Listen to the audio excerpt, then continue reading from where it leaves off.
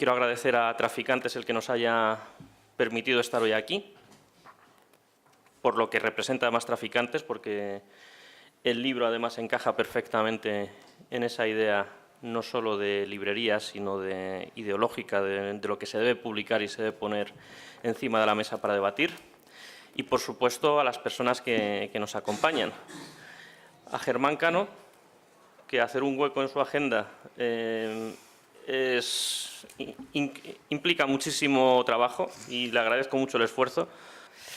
Y, por supuesto, se lo quiero agradecer a Santiago. Tener aquí a Santiago para mí es muy importante. No solo por lo que representa el libro, sino por lo que representa estar presentando hoy a un filósofo colombiano en Madrid, porque parece que aquí en España, ¿para qué coño vamos a escuchar a quienes hablan desde el otro lado del Atlántico?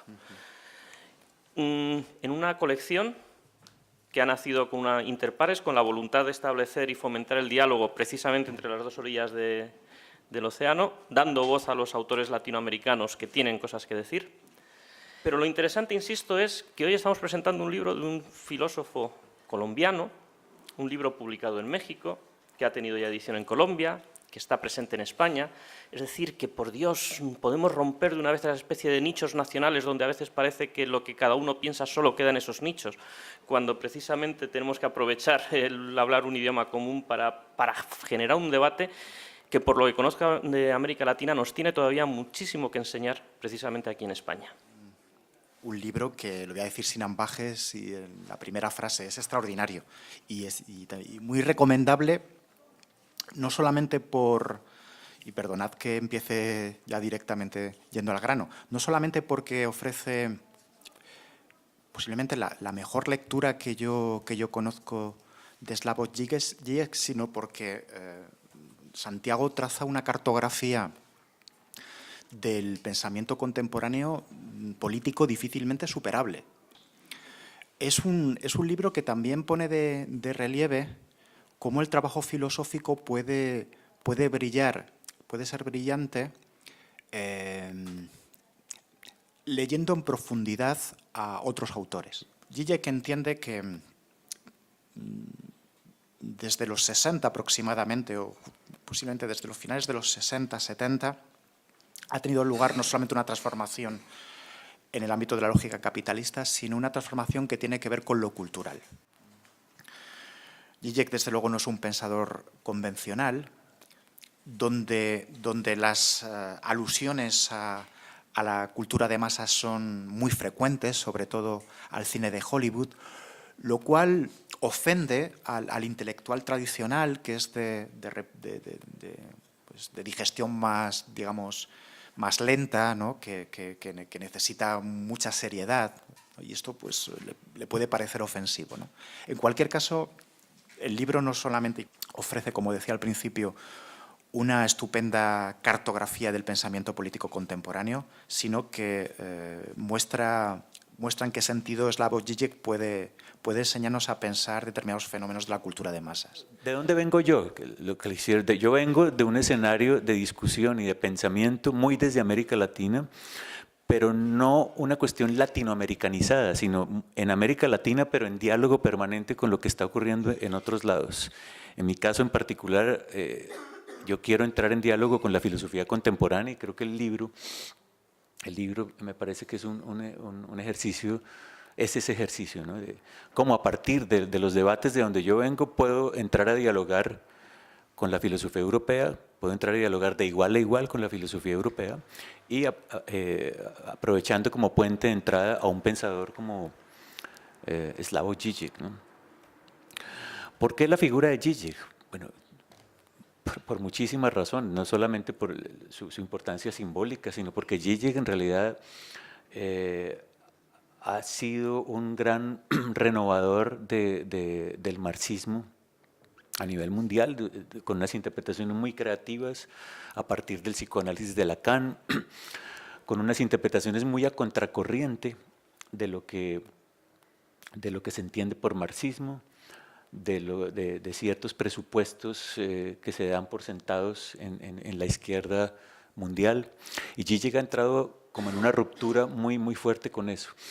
Sin embargo, mi diálogo con Zizek tiene que ver con lo que yo entiendo como ciertos vacíos, digamos, en lo que sería la izquierda, no solamente la izquierda en América Latina, la izquierda europea también, frente al tema como se piensan las luchas políticas, ¿no? Entonces yo en el libro estoy tratando de entrar en un diálogo con Zizek, que me costó trabajo, de entrarle a Zizek. No crean que es tarea fácil, es un pensador muy complejo, muy difícil, muy prolífico, tiene como 50 libros. No es fácil encontrar un hilo argumentativo en Zizek, hay que leer muchas cosas, tratar de establecer conexiones entre un libro y otro. Es un pensador muy sólido, no sabes por dónde, pareciera que no tuviera fisuras, ¿no? Que siempre te va a ganar cuando lo confrontas, ¿no? Entonces, la estrategia que seguí fue la que tú señalabas, metabolizarlo, yo digo canibalizarlo, ¿no? Es decir, entrar con él, acompañarlo, ir acompañándolo, ir entendiéndolo. No me interesaba tanto si sus lecturas del idealismo alemán estaban bien o mal hechas, que si uno empieza así con Zizek, no llega uno a ningún lado, ¿no? O sea, sus interpretaciones de Hegel o de Schelling o de Campo son muy poco ortodoxas. Entonces, digamos, es una muy mala estrategia decir Zizek está leyendo mal a Hegel, no vas a entender nunca a Zizek. Entonces, ir acompañándole en esas lecturas, ir viendo hasta dónde llegan esas lecturas. Y esa fue la estrategia que seguí en el libro y en realidad aprendí muchísimo de Zizek, tengo que decirle. Zizek me cambió mucho la perspectiva, digamos, es uno de esos autores de esos grandes autores. Un gran autor es aquel que le cambia a uno la película, ¿no? Le cambia a uno la perspectiva. Y Zizek es uno de esos y en realidad vale muchísimo la pena leerlo. Ahora, dicho esto, hay que dialogar críticamente con Zizek y uno de los temas que me motivaron a este diálogo fue justo el problema de la ideología. La práctica ausencia del pensamiento de Gramsci en Zizek. Es que yo miraba los libros y casi no menciona, casi ningún libro de los 50 que tiene. Gramsci es una figura que no aparece en Zizek, está completamente invisibilizado, mientras que Althusser es, digamos, su gran referente. Y como les contaba, como yo vengo de esta discusión con Gramsci de los 80 en América Latina, para mí era un poco extraño ver que un gran pensador como Zizek no entablaba ningún diálogo con Gramsci. Entonces por ahí viene un poco la motivación de entrar a disputar el problema de la ideología. Zizek tiene una lectura muy particular de la ideología. Yo no sé si muy antropológica. Zizek piensa que la ideología es una especie como de distorsión fundamental de la cual es imposible sustraerse.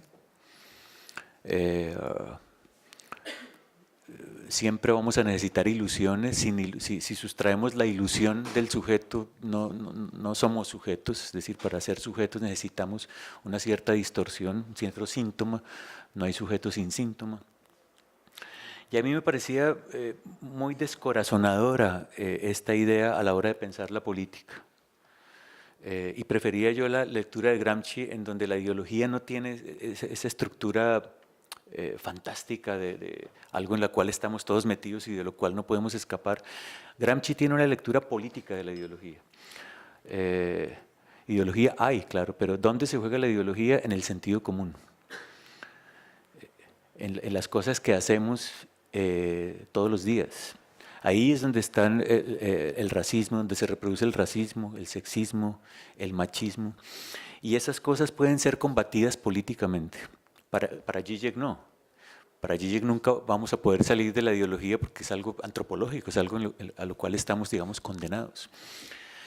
Y esa lectura sobredimensionada de la ideología lleva a Zizek a tener una valoración muy descorazonadora de los movimientos sociales, de las luchas antirracistas, de las luchas feministas. Es increíble las cosas que dice Zizek del feminismo, no me lo podía yo creer. La forma como desprecia estas luchas, él dice que son luchas vanas. La lucha feminista es una lucha cultural, la lucha antirracista nada tiene que decir, porque para Zizek, y ese es el problema que veo yo en cierta izquierda europea, para Zizek el problema es la clase. O sea, una lucha que no se organiza en términos de clase es una lucha mal orientada, es una lucha condenada al fracaso. Zizek cree, sigue una línea muy ortodoxa en este sentido, no es nada creativo, es bien ortodoxo. Él cree que las luchas o son luchas anticapitalistas o están atrapadas pues, en el ámbito del capitalismo.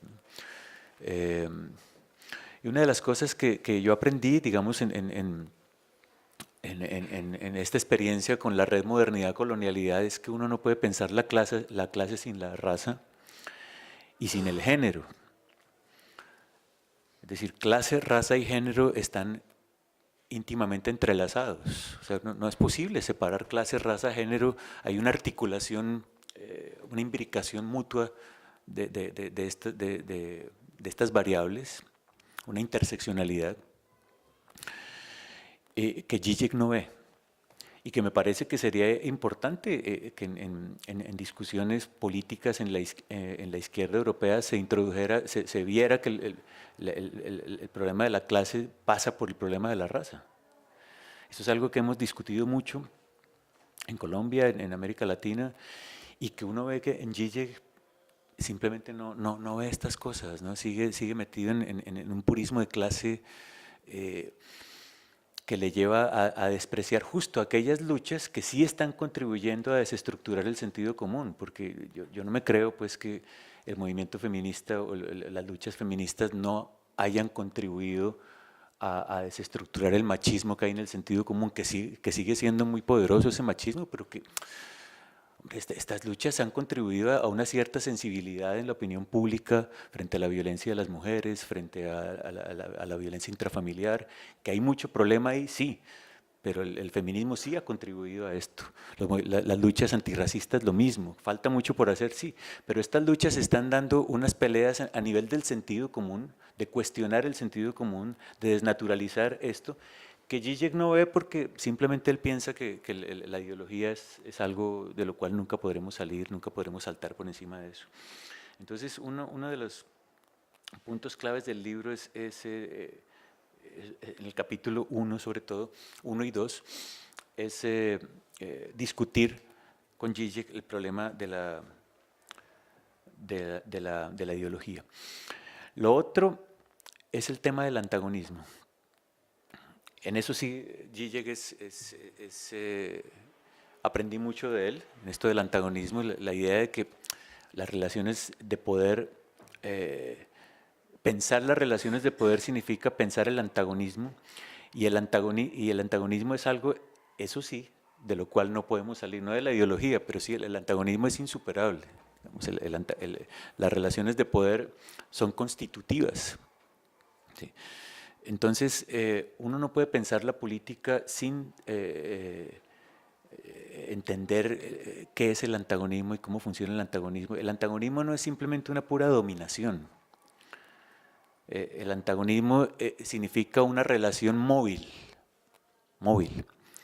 en donde una posición se vuelve hegemónica, pero para volverse hegemónica necesita de algún modo el consenso con aquellos que son hegemonizados. ¿Sí? O sea, una relación de poder, a menos que sea pues que las hay, ¿no? De pura imposición de violencia pura, eso las hay, es cierto. ¿Sí? Pero las relaciones de poder que funcionan sobre todo en la vida cotidiana son relaciones que requieren de alguna manera el consenso del subalterno. Es decir, que pueden ser contrastadas políticamente, que pueden ser disputadas. Y eso para mí es importante para entender la política. Ahí es donde entra un autor que es importante en el libro, que es Laclau. Laclau se ha convertido en un autor importante en España, en la coyuntura política que ustedes tienen ahora, pero para nosotros Laclau venía desde ese tiempo, siendo una figura importante en las discusiones en Latinoamérica desde los 80s, desde los 90s, pero nosotros, Laclau era un autor como Dussel, un autor con el que discutíamos todo el tiempo, ¿no?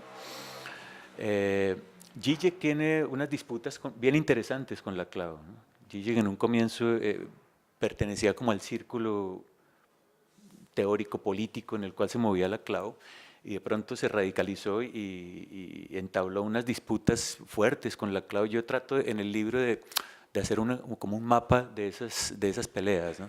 Que son peleas teórico-políticas bien interesantes. Trato de levantar un mapa de esas disputas y ver qué fue lo que pasó ahí, ¿no?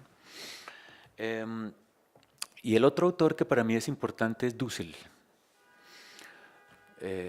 Dussel viene siendo una figura importante en América Latina desde los 70s, por allá desde los 70s. Cuando yo estudié en la Universidad de Santo Tomás, Dussel era un autor que veíamos en seminarios, ¿no? O sea, junto con Kant, o con Hegel, o con Aristóteles. Yo tenía seminarios de Dussel. Dussel no era muy viejo en esa época, tendría 35 años Dussel por ahí, pero ya era un autor muy conocido. Hoy es una gran figura de la filosofía, pero Dussel era un autor muy conocido. Y para mí fue importante el diálogo con Dussel en este libro también. Es decir, el libro traza una cartografía de la filosofía contemporánea donde está Zizek, por supuesto, que es una puerta de entrada porque Zizek dialoga con todo el mundo. O sea, entrar a la filosofía contemporánea a través de Zizek es magnífico, porque Zizek se pelea con todo el mundo. Entonces es muy bueno entrar por ahí. Pero entonces ahí está Rancière, está Hardy Negri, está Badiou, desde luego. Pero en ese mapa que entabla Zizek, los filósofos latinoamericanos no aparecen.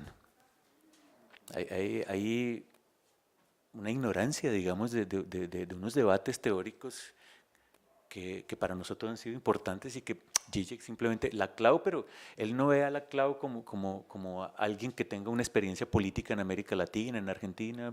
No, para él Laclau es un inglés, ¿sí? Y para mí fue importante entonces en el libro poner a conversar a Rancière con Dussel, a Dussel con Badiou, como tratar de integrar a estos pensadores latinoamericanos en un debate amplio sobre filosofía política contemporánea. Y debo decir también que cuando estaba escribiendo el libro,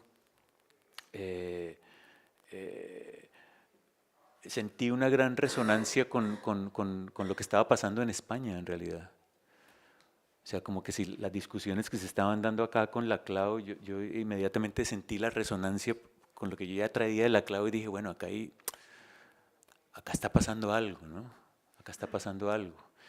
Y en el libro hay como yo asumo, digamos, esa resonancia en el libro y la pongo clara en el libro, ¿no? Sobre todo en los 2 últimos capítulos.